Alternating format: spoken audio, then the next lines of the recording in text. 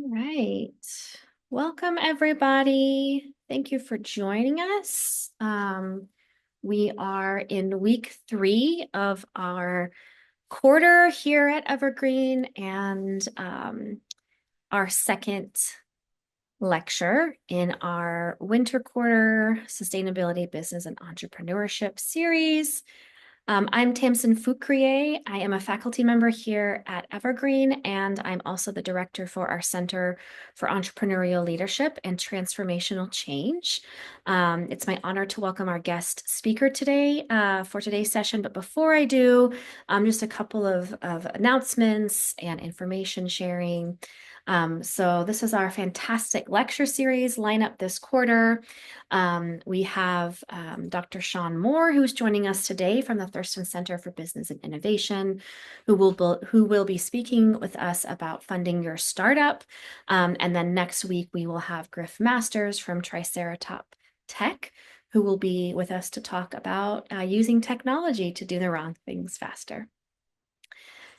For those who don't know what the Center for Entrepreneurial Leadership and Transformational Change is, or the Celtic, we're a public service center here at the Evergreen State College. We focus on social entrepreneurship, sustainability, business, and entrepreneurship, and all things. We offer certificate programs, this lecture series, courses, programs. So if you are interested in learning more about the work that we do, please visit our website or email us at celtic@evergreen.edu. This lecture series is co-sponsored by Thurston Green Business, which is a green business certification program open to businesses across Thurston County. Applications are now open. It is a free certification program, and we highly encourage businesses to apply. The series is also sponsored by the Clean Energy Committee here at the Evergreen State College. The Clean Energy Committee is a student-led committee with the mission to support clean energy projects and share sustainability strategies at our college. Without further ado, it's my honor to welcome back Dr. Sean Moore, who has been with us before. This is sort of part 2 of the year-long series that Dr. Sean Moore is going to be providing for us in this series. So as I said, Dr. Moore is the director for Thurston Center for Business and Innovation. Dr. Moore oversees over a dozen resources to support entrepreneurs in startup and growth. Dr. Moore is also an adjunct business faculty member at the South Puget Sound Community College, and his academic research is focused on responsible business environmental performance. He has 15 years of management experience and has worked for responsible businesses like Patagonia. Dr. Moore, thank you so much for joining us, and I'm going to hand it off to you. Awesome, Tamsin. Thank you so much. And I'll just go ahead and share my screen really quickly here.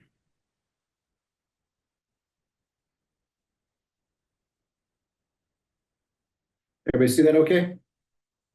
Yes. Awesome. All right. Well, good afternoon, everyone. Thank you for having me back, Paige and Tamsin. I really appreciate it.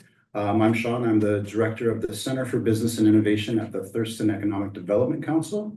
We're located at the South Puget Sound Community College Lacey campus. And as Tamsin mentioned, we have a lot of different programs and organizations and resources that help support businesses in various stages of business, including the Washington Apex Accelerator that helps folks navigate the complex world of government contracting, including the Lacey Makerspace up the street from us, which is the largest community-based makerspace in the Pacific Northwest.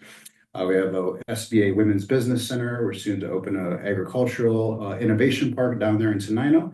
And we run a bunch of different trainings and a women's business incubator. And we'll talk more about that here in a second. So lots of resources there for you to help. So I'm here today to talk about funding your startup. And before we talk about the different options for funds for a startup, let's talk about the importance of writing a business plan. And so the reality is that in Washington State, half the businesses that start fail within the first 5 years. And that's not, don't be alarmed, that's about the national average. And so there's about a 50% failure rate in the first 5 years of business. And those failure rates are primarily related to poor planning, running out of money, and not vetting the idea as well as they should. And so writing a business plan is a very important thing to do before you go out and seek funding, because it helps to eliminate a lot of the risk that businesses have in the first year or two. And so a business plan is a risk minimization tool, and it really helps you to understand if your business is going to work on paper from a financial perspective. So if you have a business idea, you have an idea of what your business model is, and so all of the pieces of that business idea turned into your business model, or your products and services, your location, your employees or not employees, how you're going to sell to customers, all of that kind of stuff comes together to make your business model. And the business plan really tests that business model from a financial perspective to make sure that it can work on paper financially. And if it can't, then it gives you the opportunity to change your business model for the better so that it can have a chance of success in the first year or two. So I can't say enough about writing a business plan. Okay, so Paige is going to send this slide deck out to everyone. So I'm not going to go through all of these key terms, but some of the things that we'll be talking about today are bootstrapping in more detail. Seed funding is the term that we'll use, and seed funding is really the initial money that you get or you need to start a business. We'll talk about angel investments and equity and debt financing, crowdfunding, really related to equity crowdfunding. And we'll talk a little bit about valuations, which is what your company is worth before you get an investment or you get a loan, and what it's worth after. And things like the stages of investment. So from seed funding to there's different series of investments and funding sort of events that go through the cycle of a growing business. Okay, so number one question we get asked, all our programs, we work with thousands of businesses every year, and the number one question we get asked is, how do I find funding to start my business? By far the number one question. And so this is the presentation of the 6 most common ways that we see startups fund their business, and I'll dive into each one of these sort of in more depth as we go along here. Number one is they fund it themselves. They borrow money from friends and family. They do crowdfunding. They join an alternative workspace or an incubator group. They apply for a SBA microloan, or they work with an angel investor or in an angel investment network. And so we're going to talk about each one of those in more detail as we go along here. So when someone's starting their business by themselves, doing it all themselves, not getting any funding from outside sources, that's what we call bootstrapping. And so that is the most common way that we see folks start businesses, is through bootstrapping. And that's money from their savings, their personal savings account. That's money that they've cashed out for their retirements. That's money that they put on credit cards sometimes, which is not usually a good idea, but people do it all the time. Or perhaps money that they've borrowed from friends and family. And so bootstrapping is, again, the number one way we see businesses funded. And that's the hard reality, is it's very difficult to find funding as a new business. And so that's why a lot of people take this pathway. When we're thinking about bootstrapping and lean business startups, there are a lot of different opportunities out there for spaces to help you bootstrap. And ideally, what we recommend and try to promote here is that folks don't try to jump into large locations like 5,000 square foot restaurants or anything like that right away. Try to build your profit early on and start selling things as quickly as possible by any means possible. And then as you're building that profit, you can use that profit to slowly grow the business. And that's a risk minimization pathway. The businesses that we see go all in and spend $100,000, that's a huge risk. And so if you have a 50% failure, if you have a 50% chance of failure, then that's a lot of money to risk and put on the line. So there are a lot of these types of spaces throughout Washington, and this tool can be found on the Department of Commerce's business startup website called mystartup365.com. And this tool allows you to find places like co-working spaces and shared office spaces, maker spaces, incubators, and shared commercial kitchen spaces. Those are all spaces that are great opportunities for you to do lean business startup and make it a lot cheaper to be able to produce your goods, to be able to prototype something, to be able to actually have an office space, to meet with folks. It's a much cheaper route and a very good fit for those that are bootstrapping a startup. So second most common way that we see folks to find funding for their startups is through debt financing. And this means taking out a loan from a lender, whether that's a bank or a credit union or a nonprofit organization, and then paying that loan back over time with interest. The reality is that, and I think this is sort of one of the misunderstandings from a lot of new entrepreneurs, is that as a new startup, you can't just walk into a bank or a credit union and get a loan for your business, unfortunately. So you have to be in business for 2 years, and you have to have 2 years of tax returns and 2 years of profit and loss statements in order to qualify for a regular commercial loan from a bank or a credit union. And so they're going to turn you away. That being said, there is one pathway, and we, for the most part, a lot of the new entrepreneurs that we work with that are interested in debt financing, this is a pathway that we point them towards and help them with, and that's an SBA microloan, or a Small Business Administration microloan. These loans are set up for new businesses, so you do not have to be in business for 2 years. You can be in business just started, or you may even be pre-venture. You haven't even started your business yet. They're intended for those types of entrepreneurs. The microloans are up to $50,000. That's 50. And the average microloan is typically around $15,000.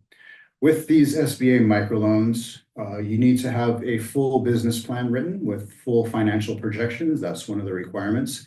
You need to have a personal credit score of over 600, and they prefer for you to have experience in these industries that you're entering. I apologize, I've been talking a lot this week already, so my voice is starting to go. So anyway, this is a pathway that we often will point new entrepreneurs in the direction of. It is a business loan. It's not a personal loan. It's a business loan. It's a loan that goes to business activities. The loan can be used for things like buying equipment or securing a location or just operating expenses. And so it is a business loan. And so it does count towards an expense of the business when you are paying that monthly loan out, which is important for tax considerations. So there are other options out there. These are the not so good options, and we typically try to steer folks away from these. There are a lot of online lenders that lend to businesses. Their interest rates are quite high, and they can be pretty pushy. So we typically say to stay away from them. In some cases, this might be a better option than putting it on a credit card if the interest rates are lower. And then some people do resort to invoice financing or factoring, where if you have a lot of unpaid invoices that are accounts payable, you can actually pre-sell those and someone will buy them from you, a factoring company. Again, this is not a good option. It is definitely a last resort. Okay, so the third most popular way we see businesses funded is through equity financing. And so this is where a person, an investor, buys shares in your company, and you use the money from the purchase of those shares for the building of the business. This is one of the typical pathways of financing that is not really a good fit for most businesses. And so the first thing to understand about equity financing is that you have to have a corporation structure. So you can't have an LLC, you can't be a sole proprietorship. You have to be a corporation, because corporations are the only entity that is able to basically have shares that they distribute to the public. And so when you go to the Washington Secretary of State website to start a corporation, part of those articles of incorporation is basically saying how many shares you're going to issue in this corporation. And so for like tech companies, that number is typically around 10 million shares. For smaller corporations, it may be about 1 million or something like that. But anyway, so that's one thing to understand is if you're going to do equity financing, you have to be a corporation. You cannot be an LLC. You can be a social purpose corporation, and that's a designation specific in Washington. It's much like a benefit corporation. I don't know if everybody's heard of a B Corp before. A B corporation, you have to go through this sort of year-long process of applying for it, going through all these hoops and things. In the state of Washington, you can just self-designate as a social purpose corporation, and social purpose corporations can have shares that they release to shareholders. So the most typical type of investor in early stage businesses or startups is an angel investor. And so these are high net worth individuals who provide financial backing for a small startup. These investors are going to purchase shares in your corporation. And that money that you're going to receive from that purchase of the shares will be used to basically start the business, do all of the things that are necessary to start the business. Typically, when you start the corporation and you designate these shares, you then divide them amongst the founders, and then you set aside a certain number of shares potentially for future employees or current employees and for investors. And so the shares set aside for the investors are what these angel investors would be investing in. Typically, when an angel investor invests in a company, they will get 10 to 20% ownership of the shares in that company. And so that sounds like a lot, but with that 50% failure rate, these angel investors are taking a very high risk in investing in companies. And so they expect a high rate of return in response to that investment. So these angel investors are very typically savvy individuals, and they don't invest in a lot of companies. They really only usually focus on very high growth companies. Those companies are typically in tech or in fintech or in some sort of healthcare or finance, and so most businesses we find that we work with are sort of normal businesses. And so they're not a good fit for angel investment. Angel investors want a high growth potential. They want those shares to grow in value over time. And then at some point they may sell those shares and get money back. They may receive dividends from the corporation every year if the corporation decides to do dividends for the shareholders. And they also may be able to sell some of those shares back to the founders.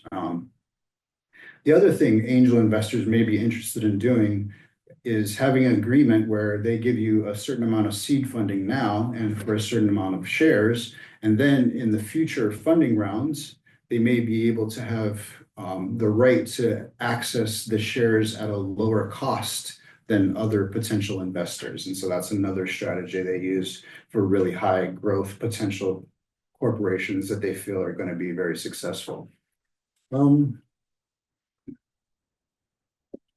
I think the primary thing that we see out in the world are these angel investment networks. And of course, Shark Tank popularized the angel investment network. And these are a group of these angel investors that come together. And typically there's a pitch, and the businesses pitch their business and their products or services to these angels. The angels ask them very difficult questions. There's a back and forth. And then at some point there may be some sort of commitment that's really based on a pre-valuation of the company. And so the angel investors may say, okay, we will invest $100,000 or $200,000 into this business, but that's not the done deal. After that, And this is just like in Shark Tank, you know, you don't see what goes behind the scenes. And so after the initial commitment, now there's a whole bunch of due diligence that happens, and the angel investors hire attorneys, and they basically go through all of the the business to make sure that it is a good investment before they actually hand over the money. There are a lot of angel investment networks. A majority of them are up north in Seattle. And so these are some of the more sort of prominent ones in Seattle. And again, these are investment networks that are looking for individuals and entrepreneurs that have the next big tech idea, the next big software as a subscription idea, things like that. So it's not for restaurants, it's not for retail stores, things like that. They simply won't invest in those types of endeavors. So anyway, it's not a good fit. Previously, we had an investment network here. It was a local investment network. It was called the Thurston Investment Network, or THINK for short. And you know that I think the last pitch we had was in 2022. And I was involved in a number of those pitches and worked with a number of the entrepreneurs that pitched. And overwhelmingly, the problem was that the investors were there. They had money to spend. They just simply weren't interested in investing in normal businesses. They're looking for the next big thing, the next big tech startup. And so again, it's not a really good fit for most businesses. If you do have the next big tech idea, or if you do have the next big, you know, fintech or software as a subscription idea, then it might be a good fit for you. I'll just put a little plug in here too, while we're on the topic of sort of angel investments and things like that. There is the South Puget Sound Community College Entrepreneurial Academy here, and it was actually just started. It's in its first year, and the individual that started it is actually a local, very successful tech entrepreneur. He's had several tech businesses. He currently has a very successful tech business. He's actually the #1 employer of tech employees in Thurston County. But he's voluntarily and philanthropically put this academy together. And so you can actually go through this academy with him and work on a real life business idea. And the business idea is brought in through his network of angel investment partners and venture capitalists. So it's a pre-vetted idea. And you will go through a whole year with this individual working on this idea with the idea that they're actually going to try and start the business. And so that may be something that's going to open up for open enrollment. So I check that out. The next cohort will start in the summer of this year, 2025. Interesting opportunity. If I was 20, I would definitely be all over that. Okay, so back to different funding mechanisms. And so something that's come up recently is crowdfunding equity campaigns. And so this wasn't always a thing. Sorry, my voice is going. This wasn't always a thing. It actually just became a legal way to raise funds in 2012 with the onset of the Jobs Act in 2012.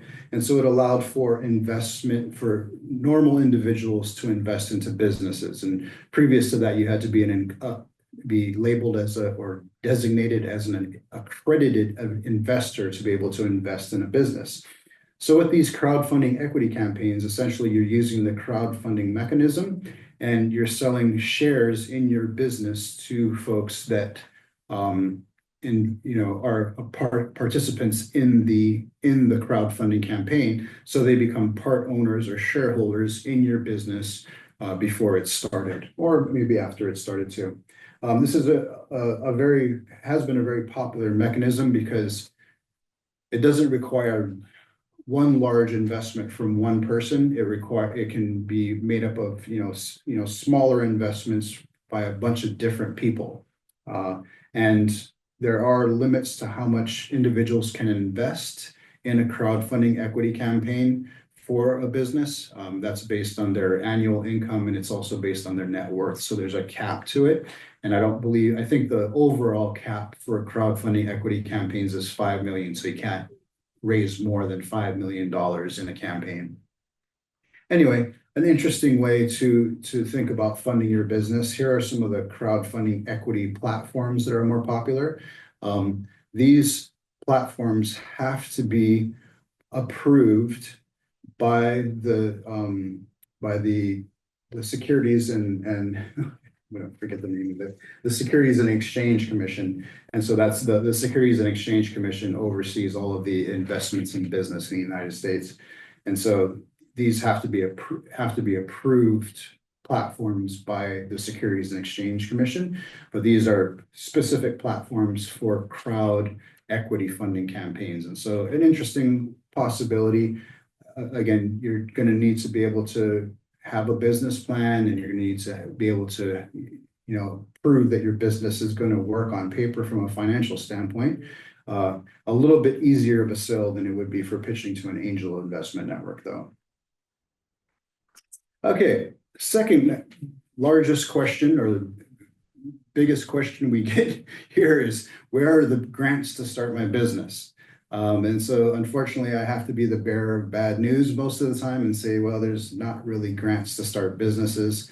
There were some through COVID, and that was an exception to the rule. And that funding has long dried up. And so it's sort of a myth that there's all these grants floating around to start businesses. Now, that being said, there are a few. And I'm just going to talk about the ones that we work with.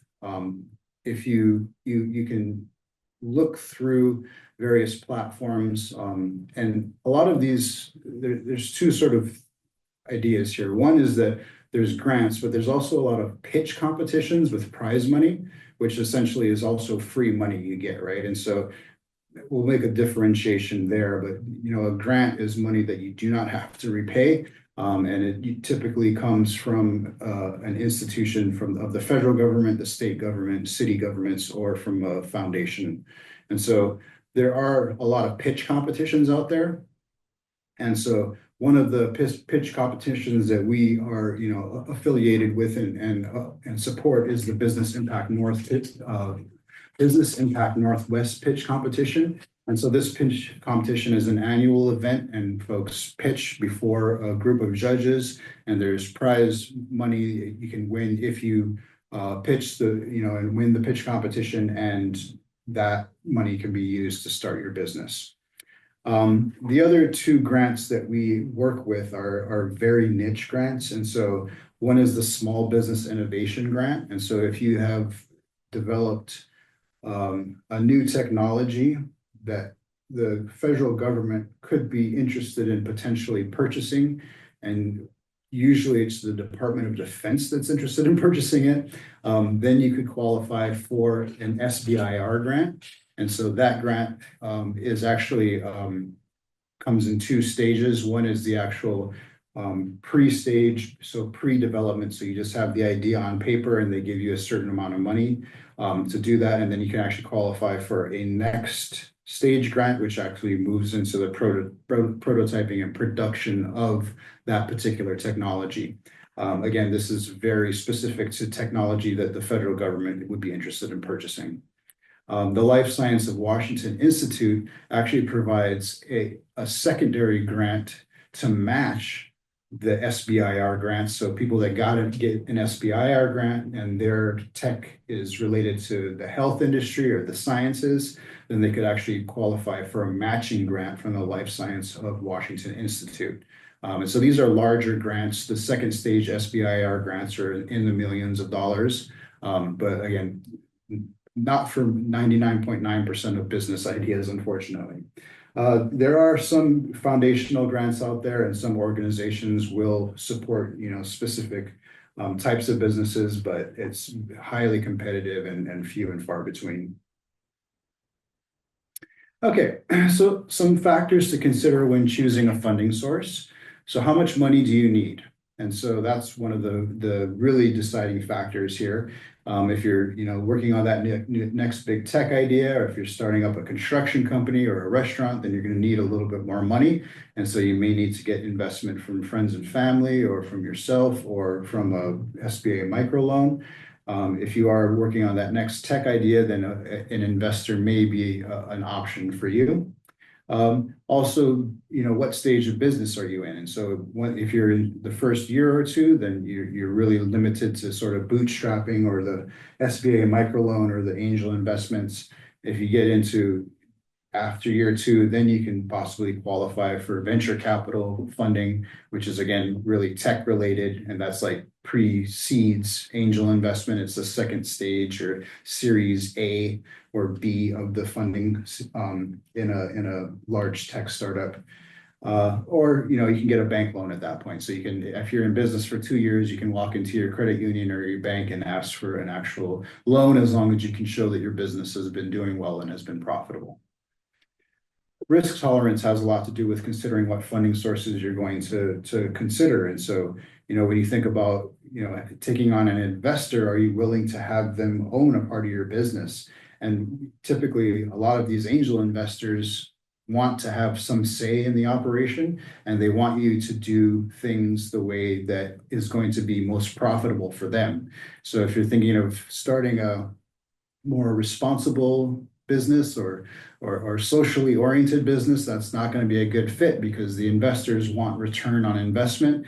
And in many cases, the socially responsible and environmentally friendly and ways of doing business don't put profit first. And so that's why the Patagonians of the world have never gone public with their business, because they don't want investors, they don't want anybody forcing them to focus on profit. Also, when you're thinking about risk tolerance, thinking about, okay, I have to repay this loan. And so, what is that going to feel like when I have this money due every month for this loan? And then again, industry norms, which we've really touched on, and some funding sources like angel investments and angel investment networks are really for the very small percentage of those sort of tech businesses, whereas the majority of the businesses, like the ones we work with, are just regular businesses that they're not interested in investing in. So how to prepare for funding? First thing is to create a solid business plan. That's going to make sure that your business is going to work on paper, and it's going to articulate all of the important aspects that you are going to have in your business that it's going to make your business successful. You're going to be able to demonstrate traction. So you're going to be able to show that people are interested in what you have to sell. If you are in that tech world, then you're going to have a minimum viable product or an MVP. That means you're going to have a working version of your software or your app. You're going to want to build a pitch deck if you're going to be pitching this idea to individuals, investors. Also, if you think about, if you're considering doing a crowd equity funding campaign, then you're going to want to have a pitch deck and a solid business plan. You really need to understand your financials and understand your financial projections or your pro formas, what your break-even point is. At what point does your business start making money? When the sales meet the expenses. And then you need to network strategically. And so go to trade shows, industry events. A lot of times you'll find potential funders through those events. All right, so how we can help you. So this is our different pathways for startups. We have a bunch of different classes that can prepare you for writing a business plan, for understanding how to structure and license your business, how to market your business. We offer no-cost business advising through our Small Business Development Center and our Women's Business Center. If you have an idea that you really think is going to be cool, and you want to make a prototype of that idea, you can do so at the Lacey Makerspace up the street here. It's open to the community. It's $30 a month for students, and we have all kinds of cool things there to prototype, including carbon fiber and Kevlar 3D printers, bamboo 3D printers, resin printers. We have a bunch of different machines and tools for all of the different textile arts. There's a full wood shop, metal shop. And also with that membership, you get basics classes on how to use all that stuff. And so it's a great place to go if you have an idea in your head that you want to bring to life and potentially turn into a business. Or if you're an artist and you want to make art your business, it's a great place to start. We also have a Women's Business Center incubator. And so if you're interested in selling a product online, And if you have that product already in hand and you're ready to sell it, then there is a possibility to get a scholarship for this women's business incubator. The scholarship is accompanied with a training series on how to learn how to sell online, how to get visible online, how to leverage social media and your website to get seen. And then it also comes with a free year of a store in the W Marketplace, which is basically an Etsy-like marketplace that's out of Seattle for women-owned businesses. And so you get a subscription to and marketing for a store in the W Marketplace for a year at no cost. Scholarships only available for Olympia, Tumwater, and Lacey for that one. So if you are interested in that SBA microloan or exploring more about that, we can help. And so we work with the organization Business Impact Northwest. They're located in Tequila, Washington. They're an organization much like ours, except they administer the entire suite of small business administration loans. And so they administer the SBA microloan that I mentioned earlier, that loan up to $50,000 that is available for new businesses. And what we do is we help people prepare for that loan by helping them write a really good business plan. We give people scholarships to a business plan writing course. We also give them a subscription to a business plan writing software called LivePlan, which is the premier software for writing a business plan in the world. And so we help you prep for that, make sure that you have your credit score in order and all of those things. And then we refer you up to the loan officers at Business Impact Northwest. They do have an office in Tacoma in the traction space up there. If you haven't seen the traction space up in Tacoma, it's a pretty cool shared office space, so it might be worth checking out. Anyway, they have an office hours up there, and so you can meet with them in person or just online. But this is who we work with. There's a lot of other organizations that administer the SBA microloan. This is the organization we work with and we trust, and so that's who we would sign you up for. And so that's the website down there. Again, Paige will send this slide deck out to you so you can get all of these web URLs in the slide deck. For us, if you want to use any of our resources, it's businessresources.thurstonedc.com. We do have a calendar of events where we put on a bunch of different events that we think are going to be really good for new entrepreneurs or growing businesses, and it's events outside of our organization as well as within. Another place that I'd like to point you in the direction of is the Department of Commerce website. I mentioned it earlier when I was talking about that location finder for alternative workspaces. It's mystartup365.com, and there's a lot of tools on here that can help you start and grow a business. And in one of the tools that I kind of look through for this presentation that I think everyone can access. This is all of these tools on mystartup365.com are also no cost and free. But there's one book that was put together by Maury Foreman, who used to work at the Department of Commerce, real funny guy. But it's a book you can download, and it's basically 27 strategies for raising business capital. Some of them are what we talked about today.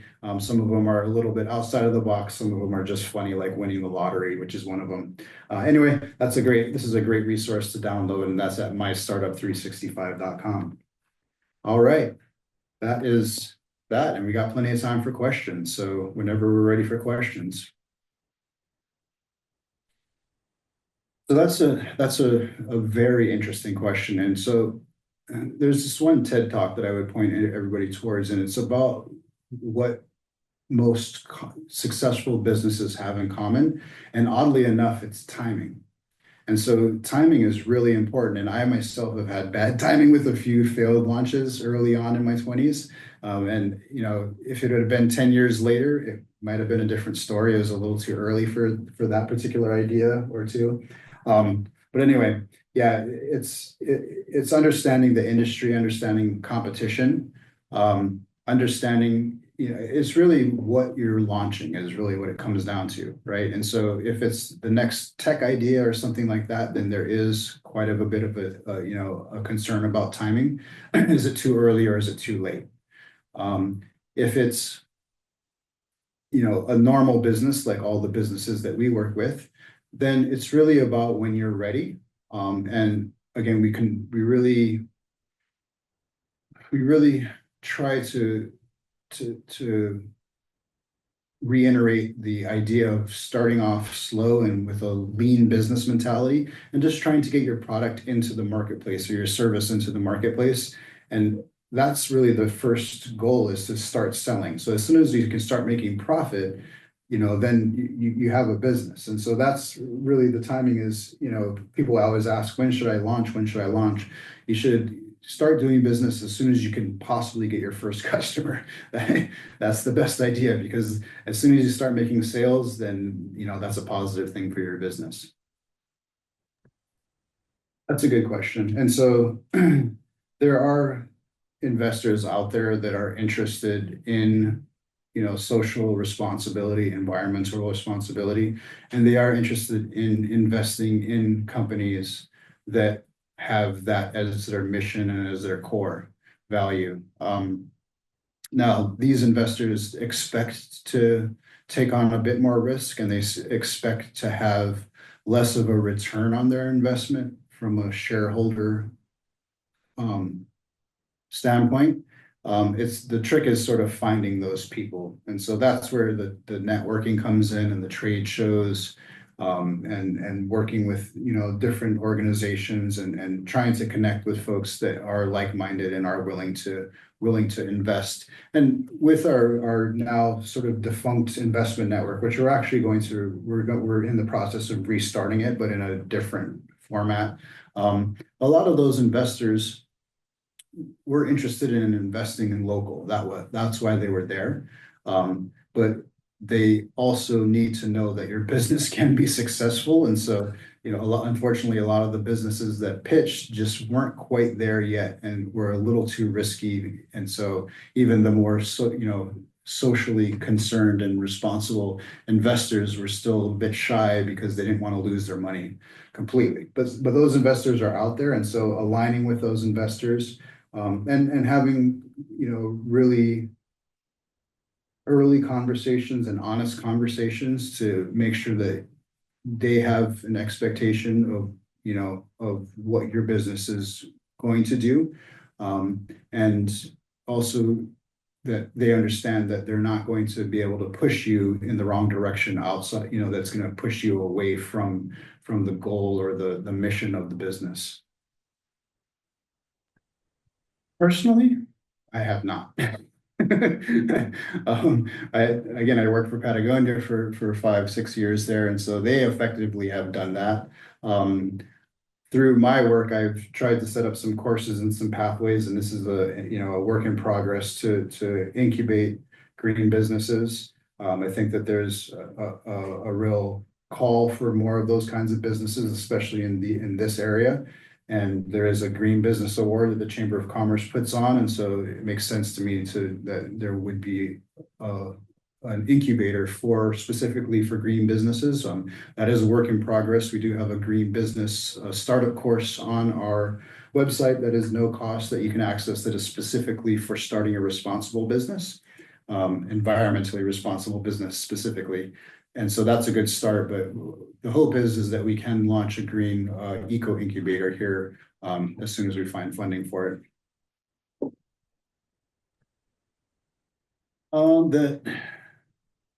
That profit and responsibility don't have to be going in the opposite directions. It's possible to do good and still make money, because most people go into business to make money. Everybody has to make a living, right? And so those two things can work hand in hand. And it's just a matter of sticking to your guns, sticking to your mission, your core values, and being innovative, and finding the people that care the most about your product or service, and really working with them and marketing to them, and making products and creating services specifically that are going to solve problems for their lives. I think if you stick to that, like Patagonia has, then you sort of get all this residual income, and you get the Fratagonia terms and the Wall Street guys wearing the vests and stuff like that. They were all unintentional, but good for profit for business. So web design in this day and age is significantly easier. And so we use the platform Webflow. Squarespace is another really easy one. So a lot of people like Wix. And so it's really easy to create a website. Like Webflow has an entire academy that teaches you web design, and you don't need to know code anymore or anything like that. You just need to be able to have content is the key. And so you need to have pictures, really good pictures of the artwork is the first thing. You need to have content on, the biography, the person's biography, a little bit about their art, and a little bit about their values, and then really presenting the art in the best visual way possible on the website. But it's very easy to do your own website. You just start with a domain name, and then you work with one of those, again, Webflow, Squarespace, and Wix seem to be the three that I find the easiest to use. And I tell everybody, if I can do the website, anybody can do a website, because I am Gen X and I am not tech savvy. So nonprofit fundraising is really a whole different ballgame. And so when we go back to the conversation on grants, there are a whole bunch of grants available for nonprofits and only for nonprofits. And so a lot of nonprofits like this one, a lot of the funding does come from a variety of different grants. And so that is definitely an option. The other, thing to consider there is when folks are donating to a 501c3 nonprofit, they can take that donation and write it off in their taxes. And so, even though the donation may be coming from the heart, there is an actual financial benefit for that donation and lowering their tax burden for that year. So that being said, it's a little bit difficult to replicate that in a for-profit situation. I would say one thing, when we're thinking about marketing in this day and age, and nonprofits have traditionally done a better job of this, is storytelling. And so, telling your story, really articulating the mission, the vision, the why of your business, humanizing the business, making it, something that is a journey, and using that to market to the folks that you're trying to have as customers is the most effective way of getting customers, other than referrals, direct referrals. Sorry, did that answer the question? That was. The best thing to do is to try to get a introductory credit card and pay it off every month. And so most of those introductory credit cards have high interest rates attached to them. And so that's how they suck people in. And that's how they make their money. But if you can pay it off every month on time, then you won't have to have that, worry of having to pay that extra interest. And that's one way to build your credit. That's typically the quickest way. In some cases, if you're working with a credit union and if your family's been a member for a long time, or if you've been a member for a long time with a credit union, then they will give you a credit card with an actual regular interest rate attached to it.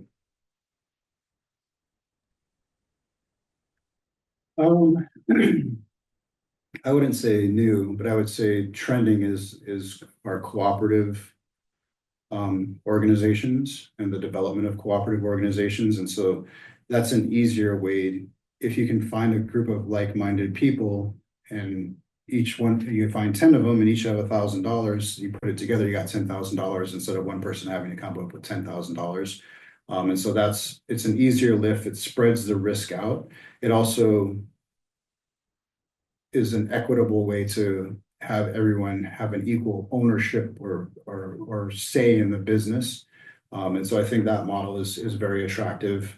And it does make it easier to fundraise in that sense, because each person is going out to their network or their personal savings account or whatever and pooling that funding together. And that's the whole idea of the cooperative in general, is you're pooling resources together to make have a larger impact, larger buying and selling capabilities, things like that.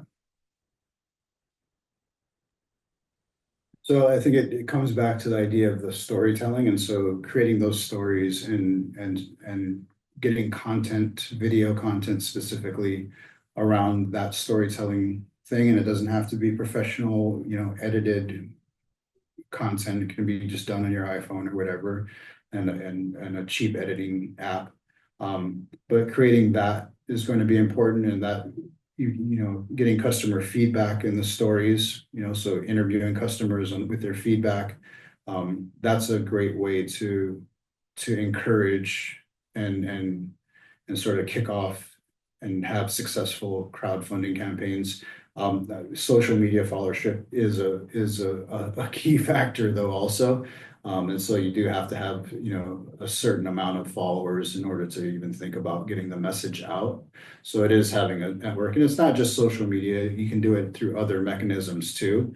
I mean, even, having a campus, is sort of like a network in its sense, right? So if you can get the network, the message out within the campus, then those individuals will take that message to their networks, and it kind of spider webs out that way.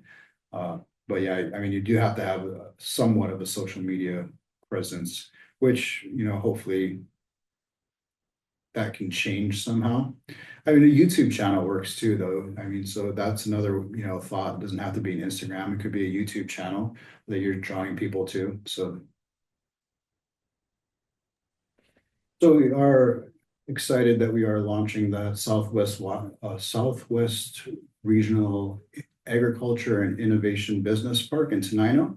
It's actually the first event is happening there tonight, so it is operational. And that's going to be a place where folks can go and learn about the agriculture businesses, connect on creating cooperatives. At some point, it's going to expand into processing facilities and things like that. And so I think local agriculture is very important in this work and in community and economic development. And so I think that's something that we're excited about happening this year.